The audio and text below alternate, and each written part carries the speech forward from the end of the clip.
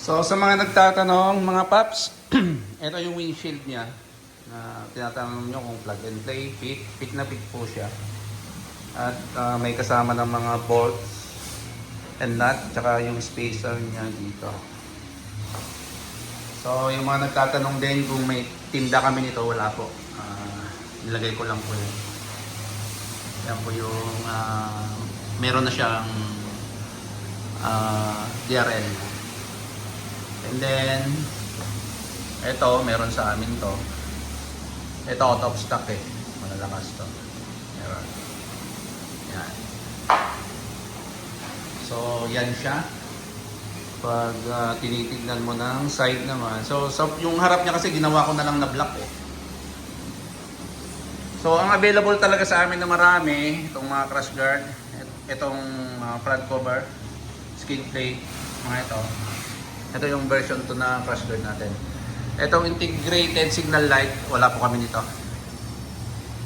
Yan. And yung nagtatanong din, kasi digital na yung panel niya, pinalitan ko rin yan. So including yung busina. Yan. And regarding sa mga box, sa mga nagtatanong sa box, box bag pala, tsaka side bag. Meron po sa ano yan, Shopee. Meron din kasi yung tatanong kung yung integrated tail light niya kung gumagana. Siyempre gumagana. Yan, pag nag-flasher ka, so makikita nyo may arrow din sa ibaba. Ganun din sa harap niya. Pag nag-flasher ka, may lumalabas na arrow. And ganun din sa kabila yan may arrow. Yan. So, itong tambucho, kanister niya, kami na lang gumawa nitong adapter niya. Marami nabibili sa Shopee niya. Hindi po kami gumagawa niya. Nilagay lang namin dito siya. So, yan po siya. About sa ilaw niya, malakas siya. Kahit yung DRL lang niya, napakalakas niya. Then kung idadagdag mo pa yung napakalakas na yan. Yan. Napakalakas na yung dalawa na yan. Sobrang lakas na. So, yan.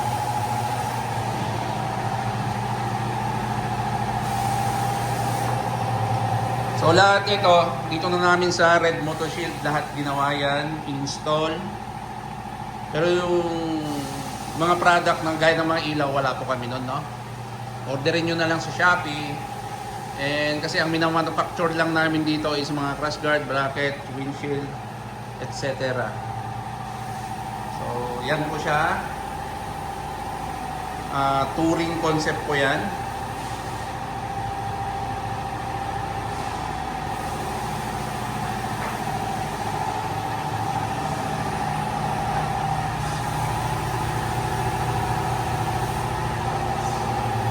So, napakaganda po nitong windshield niya.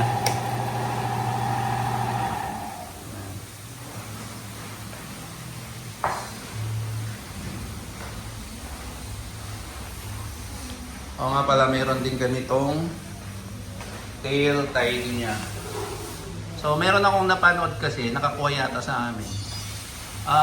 Isolated case lang naman yun, no? Dito kasi, adjustable po to. So, ibig sabihin, kailangan higpitan nyo siya ng mabuti o double nut nyo kasi since mababa kasi yung design niya dito para ma-hold niya mismo yung pinaka-plate number, iwas QP. Ang nangyari yata, lumuwag yung dito, so bumaba to, sumalpak sa gulong, so nayupi konti yung ano niya, plate number niya. So, ang advice ko, pag nakabili kayo ng ganito, siguraduhin mahigpit na mabuti o kaya i-double nut nyo siya sa likod para maiwasan natin yung mga ganong pangyayari. So isolated case lang naman, sa dami ng pinadalhan, isa lang naman yung meron. So meron din kami niyang fan cover. So ang pinaka-color namin is red, gunmetal at black. So yun lang po naman. Meron din pala kami yung top box bracket nito at side pannier bracket. Since hindi naman ako kasi nag-aangkas or di ko naman talaga siya ginagamit tong motor na to dahil kumbaga model lang namin. So napili ko is ganyan lang. Pero kung nagba-back ride ka or bibiyahe ka ng medyo mahabang biyahe, pwede ka maglagay ng top box mo at side pannier bracket. So yun lang, konting review lang. At hindi ko kasi lahat masagot sa inbox, yung mga inquiries, kung ano yung mga pwedeng ilagay sa motor. Actually, napakamura ng motor na to, pero napakamahal ng mga gagastusin mo pag kukumpletuhin mo siya talaga. Kasi napakaganda niya naman talaga. Astig. Mas nililingon pa nga ito kaysa sa mga big bike ko pag dinadala ko sa palengke. Di ba? Lalo na sa mga girls, bagay na bagay ng mga girls to Lalong gumaganda yung mga binibini pag naka-Navi So yan, okay na tayo